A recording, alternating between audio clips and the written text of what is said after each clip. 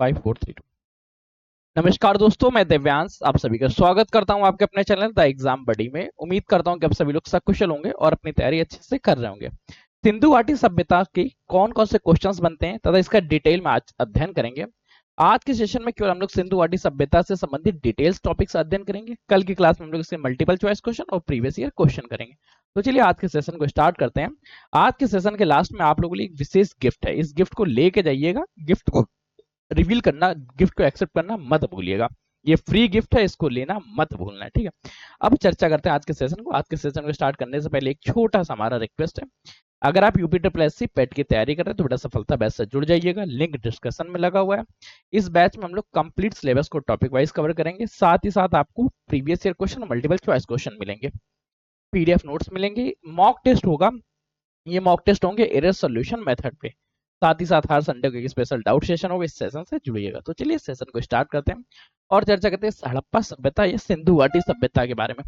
आज हमारी चर्चा के मुख्य 6 पॉइंट्स होंगे। पहला, सिंधु घाटी सभ्यता का दूसरा नाम क्या है तथा इसके इतने नाम क्यों पड़ते हैं। फिर चर्चा होगा सिंधु घाटी सभ्यता के काल निर्धारण के बारे में, इसका टाइम पीरियड, जैसे रेडियो या कार्बन डेटिंग की चर्चा करें तो कार्बन डेटिंग के अनुसार तो 3500 से लेकर 1300 बीसी तक माना गया है, परंतु एग्जाम में हमेशा कार्बन डेटिंग के अकॉर्डिंग नहीं पूछते। कभी अभी पूछ लेते हैं कि कार्बन डेटिंग के अलावा एम एच वत्स क्या मानते हैं, गैंड जी क्या मानते हैं, डीपी अग्रवाल जी क्या मानते हैं। तो इन बार पॉइंट्स के बारे में फिर चर्चा करेंगे, इसके प्रसार और सीमाओं के बारे में। समकालीन कौन कौन सी सभ्यताएं थी, इतिहास की खोज इससे संबंधित जो सिंधु घाटी सभ्यता से संबंधित खोज हुई या सिंधु घाटी सभ्यता की खोज कब, इसके इतिहास के बारे में, इसके पतन के कार्य बारे में, फिर इसके आर्थिक जीवन कैसा है, सामाजिक जीवन कैसा है तथा सिंधु घाटी सभ्यता का सांस्कृतिक जीवन कैसा था। इन 6 पॉइंट्स के बारे में आज के सेशन को आज स्टार्ट करेंगे। आज इन 6 पॉइंट्स के बारे में हम लोग चर्चा करेंगे। तो चलिए सबसे पहले चर्चा करते हैं इसके नामकरण के बारे में कि सिंधु घाटी सभ्यता का मुख्य तौर पर नाम क्या है। देखो, सिंधु घाटी हड़प्पा सभ्यता, इसको सिंधु घाटी सभ्यता के नाम पे जानते हैं या सिंधु घाटी सभ्यता को हड़प्पा सभ्यता के नाम से भी जानते हैं। इसके अलावा इसे प्रथम नगरी सभ्यता भी, भारतीय इतिहास का ये पहला नगर है जहां पे हम लोग नगरी सभ्यता देखते हैं और यहाँ पर नगर पूर्णतः विकसित है। नगर विकसित है, नगर के साथ कॉलोनिकल सिस्टम विकसित है। मतलब वर्तमान समय में जैसी हम लोग व्यवस्थाएं देख रहे होते हैं, सिमिलरिटीज पहले भी थी। शहरी सभ्यता कहते हैं, इसी को काश युगीन सभ्यता भी कहते हैं, इसी को ताम्र पसाड़ युगीन सभ्यता कहते हैं, मेलवा सभ्यता कहते हैं, सिंधु सरस्वती सभ्यता भी कहते हैं, घग्गर हाकर सभ्यता भी कहते हैं।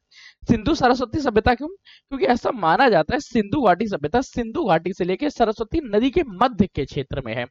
मतलब एक तरफ सिंधु घाटी का प्रवाह, एक तरफ सरस्वती घाटी का, और इसके मध्य के क्षेत्रफल में यह विद्यमान थी।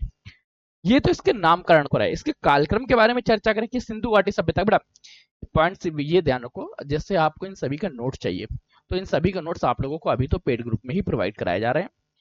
अगर आप उनसे जुड़ना चाहें तो जुड़ लीजिएगा, वरना इसके नोट्स खुद से बनाइए। नोट्स लेने से अच्छा है कि आप बना लीजिए। अगर आपकी इच्छा करती नहीं सर मैं नोट्स लेना चाहता हूँ, मैं चाहता हूँ ये सारे नोट्स ही से ही पढ़ूंगा, तो बेटा आप लोगों के लिए लिंक ओपन है एक पीडीएफ नोट सेशन में, वहां पे आपको सभी के लिंक्स मिल जाएंगे, वहां से आप नोट्स ले सकते हैं। तो मेरा जो सजेशन उसको तो एक बार देख सुनिएगा, समझिएगा, ठीक है। अब ये पॉइंट दोबारा नहीं। अब देखते हैं सिंधु घाटी सभ्यता के काल निर्धारण के बारे में। अगर इसके काल निर्धारण को पढ़े, दो विधि है। एक तो कार्बन डेटिंग विधि जो सबसे ज्यादा सही है और सटीक है। आपके एग्जाम में ज्यादातर क्वेश्चन कार्बन डेटिंग से ही पूछा जाता है। कार्बन डेटिंग के अनुसार इसका जो टाइम पीरियड है वो 3500 से लेके 1300 बीसी बिफोर क्राइस्ट है। मतलब सिंधु घाटी सभ्यता का उत्थान होता है, साथ में पतन भी हो जाता है 1300 बीसी से लेके, सॉरी 3500 बीसी से लेके 1300 बीसी तक। अब इस टाइम पीरियड में सिंधु घाटी सभ्यता को 3 पॉइंट्स में पढ़ा गया। एक पूर्व हड़प्पा सभ्यता, ये ग्रामीण सभ्यता थी, यहां से डेवलपमेंट स्टार्ट हो रहा था। फिर नगरी सभ्यता और उसके बाद पतन का एरिया।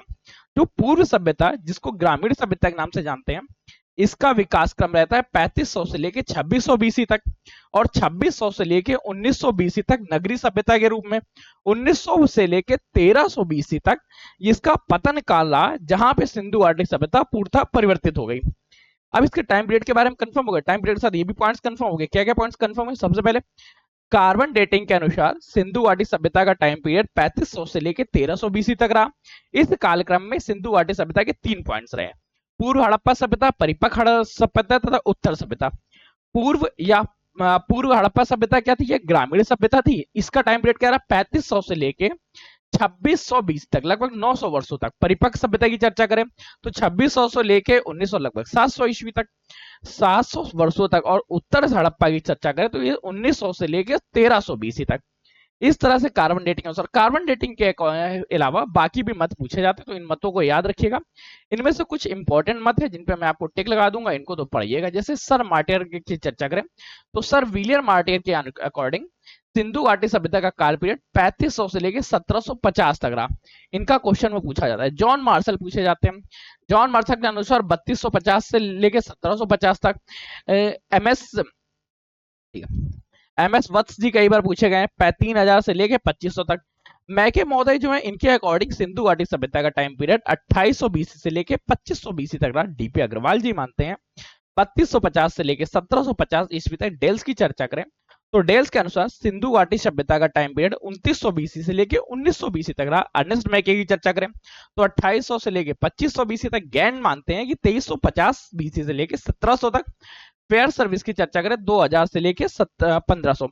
अगर आप यूपी ट्रिपल एससी का एग्जाम देने जा रहे हैं, आपका यूपी पुलिस का एग्जाम लगा हुआ है, आप एसएससी का एग्जाम दे रहे हैं, यूपी पुलिस हो गया, एसएससी का एग्जाम दे रहे हैं, तो इनमें मुख्य तौर पे जॉन मार्शल पूछे जाते हैं, डीपी अग्रवाल पूछे जाते हैं, एमएस वत्स पूछे जाते हैं, अर्नेस्ट मैके पूछे जाते हैं।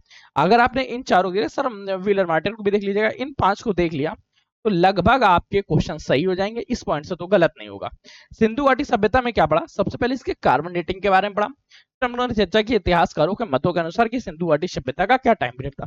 सिंधु घाटी सभ्यता के नामकरण के बारे में चर्चा करें तो इसका नामकरण सिंधु घाटी सभ्यता, हड़प्पा सभ्यता, प्रथम नगरीय सभ्यता, शायरी सभ्यता, काशयुगीन सभ्यता, ताम्रपाषाण सभ्यता, मेलवा सभ्यता, सिंधु सरस्वती सभ्यता, घाघरा हाकर सभ्यता, इस रूप में पढ़ा। अच्छा, काशयुगीन का मतलब क्या है? काश मतलब पहले कासा कैसे बनता है? कासा में जो तांबा होता है ये 68% मिलाया जाता है, साथ में साथ टिन के धातु मिलाई जाती है जो 32%। इस पॉइंट को ना भी याद हो तो कोई दिक्कत नहीं। फिर चर्चा करते हैं हड़प्पा सभ्यता किस प्रकार की प्रजाति है। सबसे पहले क्या है, एक मुख्य तौर पर माना जाता है कि हड़प्पा सभ्यता में 4 प्रजातियां रहती थी। ये माना जाता है। प्रजातियों मतलब क्या है कि यहाँ पे जो लोग रहते थे वो किस प्रकार के थे, लोगों का रहन सहन, जीवन यापन की शैली किस प्रकार से थी। तो सिंधु घाटी सभ्यता में मुख्य तौर पे 4 प्रजातियां हैं, वो भी 4 कौन? जैसे प्रोटो ऑस्ट्रेलियाइड, ये काकेरियन या काकेशियन वंश के थे। भूमध्य सागरी इंडो यूरोपियन व कैस्पियन से, अल्पाइन और मैंगोलाइड्स। बस ये याद रखो। किस तरह से याद करना है कि सिंधु घाटी सभ्यता में निवास करने वाले लोगों मुख्य तौर पे 4 प्रजाति के थे, प्रोटो ऑस्ट्रेलाइड, भूमध्य सागरी, अल्पाइन और मंगोलाइड। साथ ही साथ सिंधु घाटी सभ्यता का क्या विचार व प्रसार प्रक्रम के बारे में चर्चा करते हैं। सिंधु घाटी सभ्यता या हड़प्पा सभ्यता का विस्तार अफगानिस्तान, पाकिस्तान और वर्तमान भारत क्षेत्र में। पहले तो पाकिस्तान था भी नहीं ना, पहले अफगानिस्तान था। ठीक है, अफगानिस्तान कुछ समय पहले था, लेकिन जिस समय सिंधु घाटी सभ्यता थी उस समय ये सब नहीं विद्यमान थे। ये नाम तो अभी कुछ 100 वर्षों पहले, कुछ हजारों वर्षों, कुछ 200 वर्षों पहले ही प्राप्त हुए हैं। अब हड़प्पा सभ्यता का जो विस्तार है ये वर्तमान समय के अफगानिस्तान, पाकिस्तान और भारत में है। अफगानिस्तान में मुख्य तौर पर मेजर तौर पर 2 क्षेत्र हैं, एक मुंडी गाग, दूसरा सुरतदोई। सुरतदोई में नहरों का साक्ष्य मिला है। पॉइंट याद रखो, नहरों का साक्ष्य सबसे पहले कहां पर देखने को मिलता है? नहरों का साक्ष्य हम लोगों को सुरतदोई या शोरतदोई में देखने को मिलता है। पाकिस्तान की चर्चा करें तो पाकिस्तान में मुख्य तौर पर 3 क्षेत्र, बलूचिस्तान क्षेत्र, सिंधी क्षेत्र तथा पंजाब क्षेत्र। जो बलूचिस्तान की चर्चा करें यहाँ पे मेहरगढ़ व सुख्ताडोर, क्वाटा व अंगीरा है। सिंधु क्षेत्र की चर्चा करें, सिंध क्षेत्र में मोहनजोदड़ो, आमरी, चंदुहाड़ो और कोटजीदी। वही पंजाब क्षेत्र की चर्चा करें तो पंजाब में हड़प्पा, रहमान, गोंटीवाला, सरायराल। सिंधु घाटी सभ्यता जो विस्तार क्षेत्र है अफगानिस्तान के 2 क्षेत्रों में, गुंडीगाक व सुरतदोई या शोरतदोई में। पाकिस्तान की चर्चा करें तो पाकिस्तान में बलूचिस्तान, सिंधु क्षेत्र व पंजाब क्षेत्र में। बलूचिस्तान को भी जब देखें तो बलूचिस्तान में कहां कहां पे फेमस है, तो बलूचिस्तान की मेहरगढ़। मेहरगढ़ के बारे में ध्यान रखना है, मेहरगढ़ में नौपाषाण काल से लेके सिंधु घाटी सभ्यता तक के विकास क्रम या साक्ष्य देखने को मिलते हैं। यहाँ पे सिर्फ सिंधु घाटी सभ्यता नहीं, यहाँ में पाषाण काल या नौपाषाण काल के भी साक्ष्य देखने को मिलते हैं। सुख्ताडोर की चर्चा करें, यहाँ पे बंदरगाह क्षेत्र देखने को मिलता है, क्वाटांगीरा। और सिंधु क्षेत्र की चर्चा करें, सिंधु क्षेत्र में मोहनजोदड़ो, आमनी, संधुहाड़ो, कोटीदियाज। पंजाब क्षेत्र की चर्चा करें, पंजाब में हड़प्पा, रहमान, टिड्डी, गोडीवाला और सरायवेला। फिर चर्चा करते हैं अगर भारत के किन किन क्षेत्रों में, तो भारत के लिए याद रखना है आपको कि भारत में जम्मू कश्मीर, पंजाब, हरियाणा, राजस्थान और गुजरात में फैला हुआ है। गुजरात में कच्छ और खंबात दोनों की खाड़ियों के बीच। गुजरात, अगर जम्मू कश्मीर आपसे पूछे कि जम्मू कश्मीर में भारत में कहाँ है, तो जम्मू कश्मीर के मांडा क्षेत्र में, मांडा जो चिनाव नदी पे है। पंजाब की चर्चा करें, पंजाब के रोबड़ व संगोला में। हरियाणा की चर्चा करें, राखीगढ़ी व बनावली में। राजस्थान की चर्चा करें, राजस्थान के कालीबंगा में। और गुजरात की चर्चा, गुजरात के रण की स्थिति की चर्चा करें तो यहाँ धौलावीरा में, सूतकोटदा में, देशलपुर में। खंबात की खाड़ी की चर्चा करें तो खंबात की खाड़ी जो है वो लोथाल, रंगपुर और प्रभास में है। इस तरह से सिंधु घाटी सभ्यता का क्षेत्र विद्यमान है। इसके क्षेत्र को चर्चा करें तो पूर्व की चर्चा करते तो पूर्व में आलमगीरपुर तक था, जो वर्तमान समय में मेरठ का क्षेत्र है, और हिंडन नदी यहाँ बहती थी। पश्चिम की चर्चा करें, सूतकाडोर, दश्क नदी, बलूचिस्तान का क्षेत्र। अगर उत्तर की चर्चा करें, उत्तर में मांडा तक फैला हुआ था, जो चिनाव नदी के तट पे है। दक्षिण की चर्चा करें, दक्षिण में दैमाबाद, जो कि प्रवरा नदी पे है। कुल मिलाकर आपको पॉइंट्स चारों याद रखने कि सिंधु घाटी सभ्यता में पूर्वी क्षेत्र कौन सा था, पूर्वी क्षेत्र कंफर्म हो गया। पूर्व में आलमगीरपुर था, जो वर्तमान समय में मेरठ में है। पश्चिम की चर्चा करें, पश्चिम में सूतकाडोर, जो दश्क नदी पे है, वर्तमान बलूचिस्तान में। अगर दक्षिण की चर्चा करें, दैमाबाद तक, और उत्तर में मांडा तक। मांडा जम्मू कश्मीर का दैमाबाद तो पता ही होगा। इस तरह से सिंधु घाटी सभ्यता का विस्तार था। सिंधु घाटी सभ्यता के चारों क्षेत्र थे। चारों क्षेत्रों के बाद हम लोग चर्चा करते हैं सिंधु घाटी सभ्यता में उस समय कौन कौन सी समकालीन सभ्यताएं पनप रही थी। तो बेटा देखो, जब सिंधु घाटी सभ्यता प्रारंभ होती है उस समय मेसोपोटामिया की सभ्यता, मिस्र की सभ्यता और यूनान की सभ्यता मुख्य तौर पर पनप रही थी।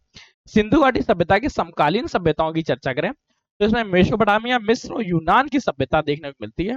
मेसोपोटामिया सभ्यता की चर्चा करें तो मेसोपोटामिया सभ्यता में इसको अन्य नामों में दजला फरात सभ्यता या टिग्रिस की सभ्यता कहते हैं। वर्तमान समय के इराक क्षेत्र, ईरान क्षेत्र, सीरिया और तुर्की क्षेत्र में ये वर्तमान समय में पूर्णतः ध्वस्त हो चुकी है। इसका कोई भी पार्ट वर्किंग या सही सलामत नहीं मौजूद है।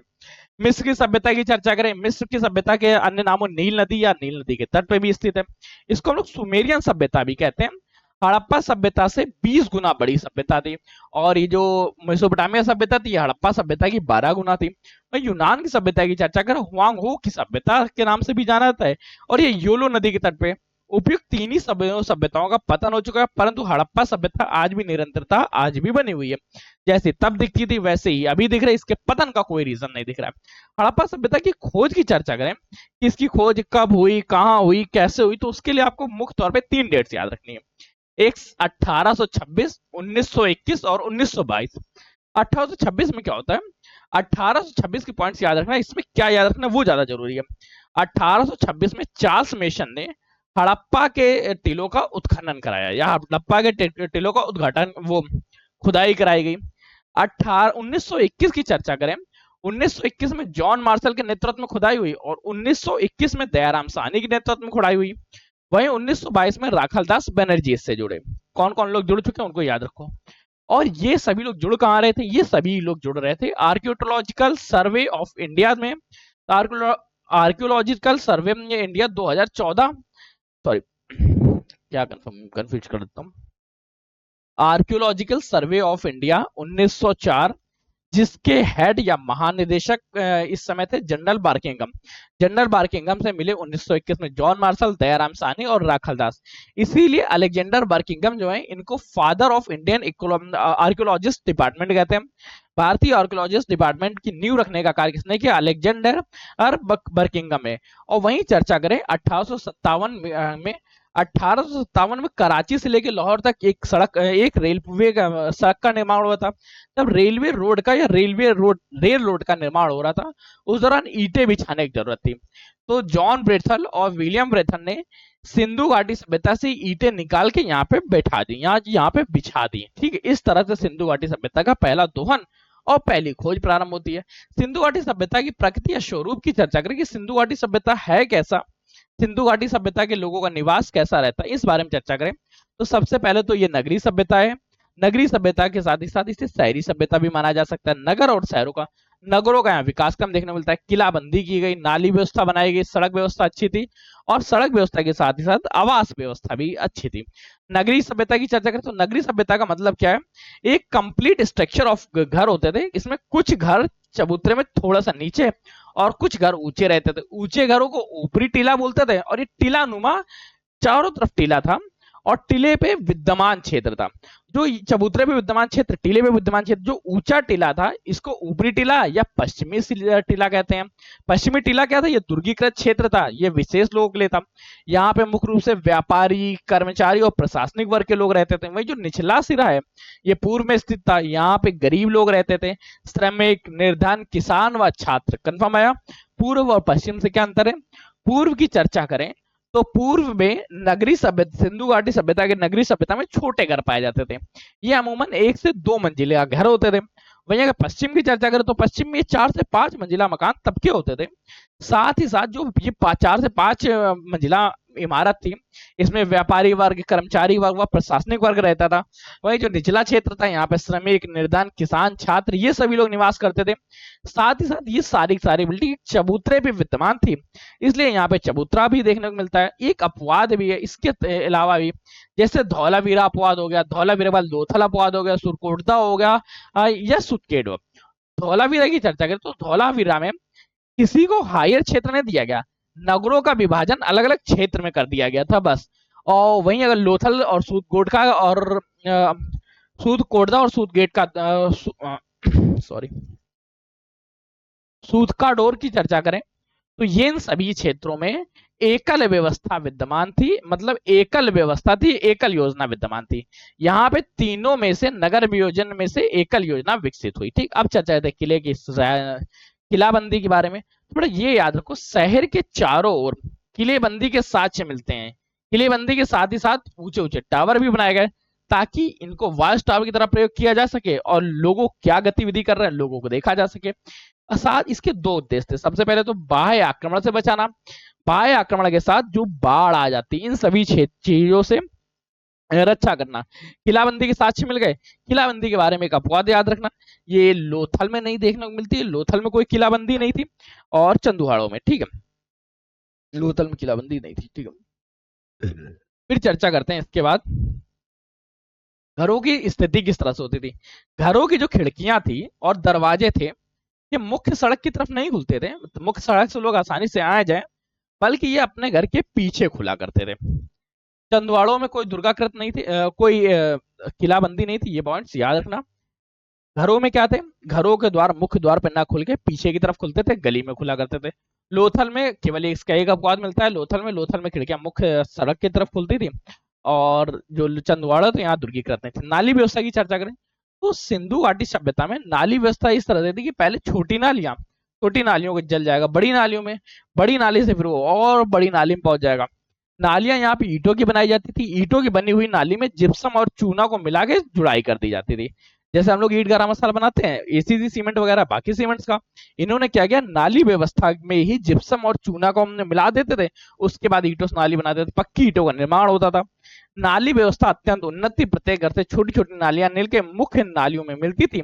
नालियां पत्थरों से ढकी होती थी। इस सभ्यता में छोटी छोटी बस्तियों को भी और बेहतर बनाया गया, नालियों का निर्माण किया गया। सड़क व्यवस्था की चर्चा करें तो सड़कें एक दूसरे को समकोण पे काटती थी, जिससे शतरंज और ग्रिड जैसी प्रणाली बन जाती थी, और इसी को हम लोग ऑक्सफोर्ड प्रणाली भी कहा जाता है। सड़कें कच्ची मिट्टी की बनी होती थी, यहाँ पे अभी तक ईंटों का प्रयोग नहीं किया गया था, पक्की ईंटों में से किसी भी प्रकार की ईंट का प्रयोग नहीं किया गया। सड़क व्यवस्था क्या है, यहाँ की सड़कें 90 डिग्री पे मिलती थी, 90 डिग्री पे मिलने के कारण ये ग्रिड व्यवस्था का निर्माण करती थी। ग्रिड व्यवस्था की ऑक्सफोर्ड प्रणाली भी कहते हैं। यहाँ पे सड़कें अभी कच्ची मिट्टी की बनी हुई थी, इनमें पक्की ईंटों का प्रयोग नहीं किया गया। और आवास व्यवस्था की चर्चा करें कि आवास व्यवस्था, आवास सिस्टम को चेक करें तो यहाँ पे सामान्यता तो घर एक ही मंजिले के थे, परंतु धीरे धीरे कई कई घरों को 2 मंजिला, 3 मंजिला या बहुमंजिला तक देखने को मिला। सामान्य घर 1 मंजिला, परंतु कुछ विशेष घर 2, 3, 5 बहुमंजिला तक देखने को मिलते। और सभी मकानों में एक आंगन का होना, एक रसोई घर का होना, स्नानागार का होना, टॉयलेट का होना, तो कुछ कुछ घरों में कुआं भी देखने को मिलता है।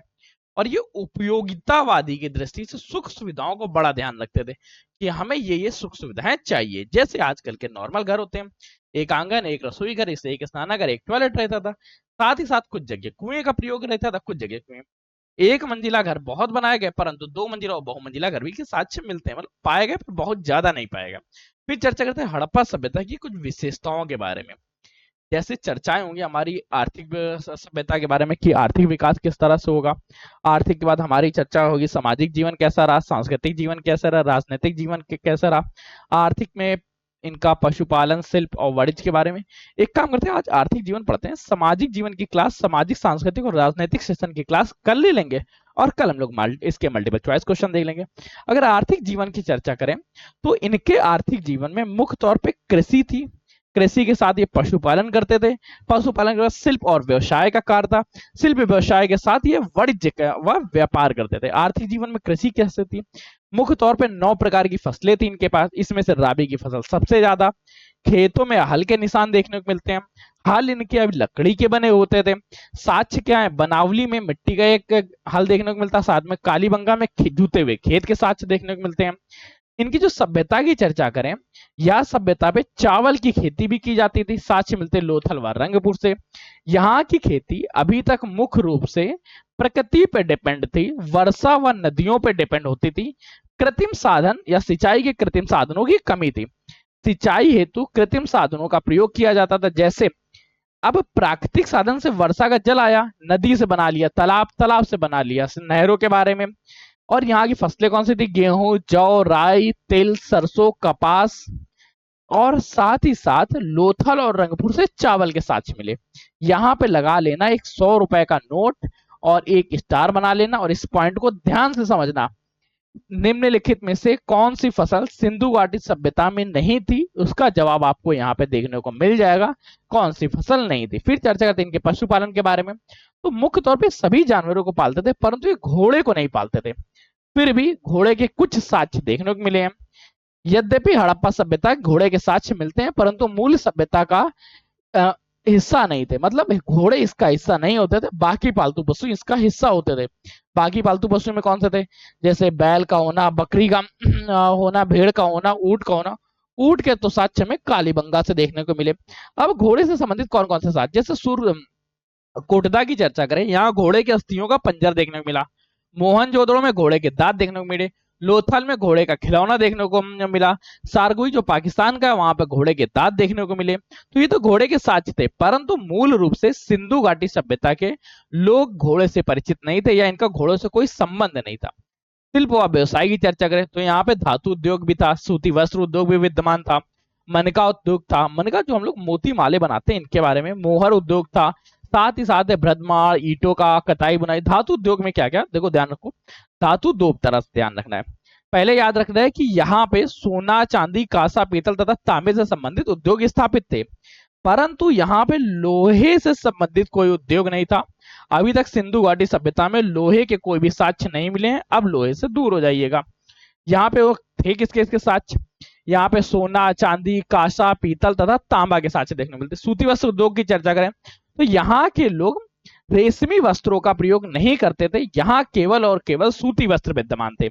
सूती वस्त्र उद्योगों के साक्ष्य कहां से मिलते हैं, मोहनजोदड़ो, आलमगीरपुर, बंगाल में। मनका उद्योग की चर्चा करें, जो हम लोग मोती माले बनाते हैं, इसमें मुख्य तौर पे उपयोग होते थे सोना, चांदी, शंख, सेलखड़ी, पक्की ईंटें तथा जो संपन्न परिवार से थे, अति संपन्न थे, वो इसमें कमोलियन, स्फुटिक, क्वार्ट्ज और जैस्तार इन पत्थरों का प्रयोग करते थे। मनका उद्योग क्या था, मनका उद्योग में सबसे ज्यादा प्रयोग होता था अभी तक सोना, चांदी, शंख, तेलखड़ी, पक्की ईंटों का, परंतु कीमती पदार्थों के रूप में कमेलियन, स्फुटिक, क्वार्ट्ज और जैस्तार पत्थरों का प्रयोग किया जाने लगा।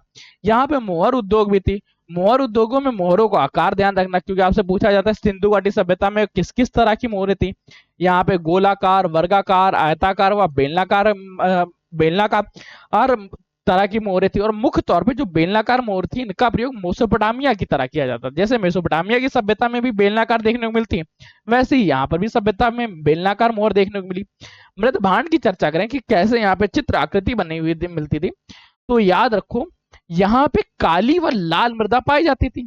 काली व लाल मृदा पे उकेर दी जाती थी चीजें जैसे, और फिर उन्हें पका लिया जाता था, जैसे फूल, ज्यामिति, आकलन और पशु पक्षी। इस तरह से ये भ्रद मृदा हो जाती थी। भ्रद मृदा एक आर्ट फॉर्मेट की तरह होती है, इसमें मिट्टी पर कुछ चीजें बना दी जाती हैं और उसके बाद उनको पका लिया, तब ये सुरक्षित हो जाती हैं। यहाँ पे ईंटों का निर्माण होता था। ईंटों की साइज 4, 2, 1 थी, लगभग आज के समान ही थी। ये ईंटों का निर्माण होता था और इससे नाली व घरों का निर्माण किया जाता था। कटाई व बुनाई के लिए क्या किया जाता था? कटाई व बुनाई के लिए देखो, जहां से यहाँ पे ये लोग कपड़ों का निर्माण करते थे, उसी तरह से ही ये लोग धागों का भी निर्माण करते थे और धागा बनाने के लिए तकली का प्रयोग किया करते थे। तकली का प्रयोग ये लोग धागा बनाने के लिए करते थे। कुछ यहाँ पे आयाती चीजें थी, जैसे टिन का आयात अफगानिस्तान और ईरान से होता था, तांबा का आयात खेतड़ी व बलूचिस्तान से होता था, चांदी का आयात इसमें ईरान और अफगानिस्तान से हुआ, सोना का आयात अफगानिस्तान फारस व दक्षिणी भारत से हुआ, सीसा का आयात ये लोग ईरान अफगानिस्तान और राजस्थान से करते थे, शिलाजीत का आयात ये हिमालय क्षेत्र से करते थे, जाज लाजवर्द की जो आयात होता था इसका मेसोपोटामिया बंदर शाखा से होता था, सेलखड़ी की चर्चा करें तो इसका आयात बलूचिस्तान राजस्थान और गुजरात क्षेत्र से होता था, नील रत्न की चर्चा करें बद्रखा से, नीलमणि बंदर महाराष्ट्र से, हरितमणि जो था दक्षिण भारत से, और शंख और कौड़ियों का यह आयात सौराष्ट्र व दक्षिण भारत से करते थे। ये पॉइंट ध्यान रखना, इनमें कुछ कुछ चीजों का आयात भी होता था। अच्छा, इनके व्यापार की चर्चा करें तो व्यापार की चर्चा हम लोग इसके स्वरूप के बारे में, साक्ष्य के बारे में, व्यापार से संबंधित सभ्यता में व्यापार था या नहीं, यातायात के क्या साधन थे, बंदरगाह क्या थे, माप तौल और वस्तु विनिमय प्रणाली को देखते हैं। जैसे इनके स्वरूप की चर्चा करें तो इनका व्यापार जो था वो आंतरिक और बाह्य दोनों तरह से होता था। आंतरिक व्यापार क्या था? अपने ही गांव के भीतर व शहरों के मध्य होने वाले व्यापार को आंतरिक व्यापार कहते हैं, और यहाँ पर आंतरिक व्यापार के भी साक्ष्य उपस्थित है। साथ ही ये बाह्य व्यापार भी करते थे, जैसे लोथल और कालीबंगा। लोथल में हम लोगों को फारस की खाड़ी का सिक्का मिला, मतलब ये लोथल से फारस की खाड़ी तक व्यापार करते थे। कालीबंगा में हम लोगों को मेसोपोटामिया के सिक्के मिले, एक नहीं काफी सिक्के मिले हैं। तो कालीबंगा से मेसोपोटामिया का व्यापार होता था, ये अंतरराष्ट्रीय व्यापार भी करते थे। सिर्फ राष्ट्रीय नहीं, अंतरराष्ट्रीय व्यापार या बाह्य व्यापार भी यहाँ पे देखने को मिलता है। व्यापार के साक्ष्य किस तरह से उसके बारे में ध्यान रखो। व्यापार के हम लोग को दो तरह के साक्ष्य मिलते हैं, एक अभिलेखनी जिनको लिखा गया है, ये मुख्य तौर पे सारगौन अभिलेख में लिखे गए हैं, और एक उत्खनन से प्राप्त जो खुदाई हुई उससे क्या क्या प्राप्त होते हैं। अब सबसे पहले देखते हैं अभिलेख साक्ष्य। अभिलेख साक्ष्य क्या है? मेसोपोटामिया वासी अपने पूर्व के 3 क्षेत्रों के साथ व्यापार करते थे, दिलमपुर, मकरान तट और मेलुहा से। मेसोपोटामिया का व्यापार 3 क्षेत्रों से होता था, दिलमपुर जो बहरीन का क्षेत्र है, मकरानपुर पाकिस्तान और मेलवा हड़प्पा के साथ व्यापार करते थे। ये हम लोगों को वहां के सरगौन अभिलेख में लिखा देखने को मिला, जिसलिए हम पढ़ सके। मोहनजोदड़ो व आलमगीर से मेसोपोटामिया की बेलनाकार में मूर्तियां मिलती हैं, बेलनाकार मुहूर्तें देखने को मिलती हैं। मेसोपोटामिया तथा मेसोपोटामिया की जो मोहर है वो हम लोगों को मोहनजोदड़ो और आलमगीरपुर से देखने को मिलती है, मतलब यहाँ भी व्यापार होता था। लोथल से फारस की खाड़ी के सिक्के देखने को मिले, कालीबंगा से मेसोपोटामिया के सिक्के प्राप्त हुए। तो ये वो मुख्य साक्ष्य हैं जिनसे हमें ये पता चलता है कि सिंधु घाटी सभ्यता का व्यापार सिर्फ भारत में आंतरिक ना रह के बाह्य इंटरनेशनल व्यापार भी करते थे। मेसोपोटामिया या सिंधु घाटी सभ्यता के स्थलों की चर्चा करें तो यहाँ पे मुख्य तौर पे ओर, निपुर, लगस स्थल थे, और यहाँ पे हड़प्पा सभ्यता की मूर्तें भी देखने को मिलती है। अब व्यापार की चर्चा करते हैं। व्यापार में कुछ चीजें तो आयात करनी पड़ेगी आपको, या आप कुछ चीजें निर्यात कर रहे होंगे। अगर आयातित चीजों की चर्चा करें तो यहाँ पे सोना आयात किया जाता था अफगानिस्तान से, सोना आयात करने के साथ ही साथ ये चांदी आयात करते थे ईरान से, तांबा आयात करते थे राजस्थान से, लाजवर्द लाजवर्द क्या कीमती तरह का पत्थर है, ये अफगानिस्तान से। और वही निर्यात जो करते थे, ये निर्यात करते थे कीमती पत्थरों का, हाथी दांतों से बनी हुई वस्तुओं का, तांबे की बनी वस्तुओं का, सूती वस्त्र का, काली लकड़ी का, मोर पंखी का, अनाज का। यहाँ पे यातायात के 2 ही साधन थे, या तो आप जल मार्ग से चले जाइए या आप थल मार्ग से चले जाइए। अगर आप जल मार्ग से जाएंगे तो बैलगाड़ी घोड़ा गाड़ी करके जाएंगे, अगर आप जल मार्ग से जाएंगे तो आपको नाव से जाना पड़ेगा, नाव होंगे तो बंदरगाह होंगे। बंदरगाह के साथ कहाँ कहाँ मिलते हैं? पाकिस्तान और भारत के दोनों को अलग अलग पढ़ने पड़ेंगे। पाकिस्तान के सूत का डोर, सूत का हो, बालाकोट और अल्लाह अलादीनो क्या है? सबसे छोटा क्षेत्र, इससे छोटा क्षेत्र यहाँ पे नहीं था। बंदरगाह कहाँ कहाँ देखने को मिले? पाकिस्तान के क्षेत्र में सूतका डोर, सूतका को, बालकोट व अलाउद्दीन। इनमें वही अगर भारत की चर्चा करें, भारत में नागेश्वर, प्रमास पटन, लोथल ये गुजरात के बंदरगाह थे। आंगद जो था ये महाराष्ट्र का, अंगद राव जो था ये महाराष्ट्र का बंदरगाह था। बंदरगाह पाकिस्तान और भारत दोनों में विद्यमान थे। पाकिस्तान में सूतका डोर, सूतकाओ, बालहोट और अल्लादीन, और भारत में कौन नागेश्वर, प्रमास पाटन, लोथल ये गुजरात के बंदरगाह, और अंगद राव जो थे ये महाराष्ट्र के बंदरगाह। मापने और तौलने की विधि के बारे में चर्चा करें तो देखो, ये लोग दोगुना या हाफ करने में मुख्य विश्वास करते थे, और इन्होंने 16-16 की इकाई में अलग अलग बाट बना रखे थे। कभी ये तो दुगना देंगे या हाफ देंगे, बीच की संख्या में नहीं फंसते थे। पाठ अंकों का में दोगुना या आधा करके बनाए जाते थे। साथ ही मोहनजोदड़ो में कांसे का एक तराजू देखने को मिलता है। कांसे के तराजू के साथ जो बाटों का प्रयोग करते थे वो जैस्पर जैसे पत्थरों के बने होते थे। मतलब इनका जो तराजू था वो बहुत मूल्यवान था। मापन का विधि क्या है, मापने के लिए ये फुट या घन का प्रयोग करते थे, फुट या घन का प्रयोग करते थे। साथ ही साथ जो लोथल के कांसे का स्केल भी प्राप्त होता है। यहाँ पे कांसे का स्केल और कांसे की तराजू देखने को मिलती है। अर्थात यहाँ पे कांसे की धातु का भी विद्यमान था, जो हम लोग पहले पढ़ चुके हैं। ये उसके प्रूफ भी हैं, इन प्रूफ को भी ध्यान से देखिएगा। यहाँ पे जो बाट थे, बाट दोगुना या हाफ करके बनाए गए तो 16-16 की इकाई में विभक्त थे। अब चर्चा करते हैं विनिमय विधि के बारे में।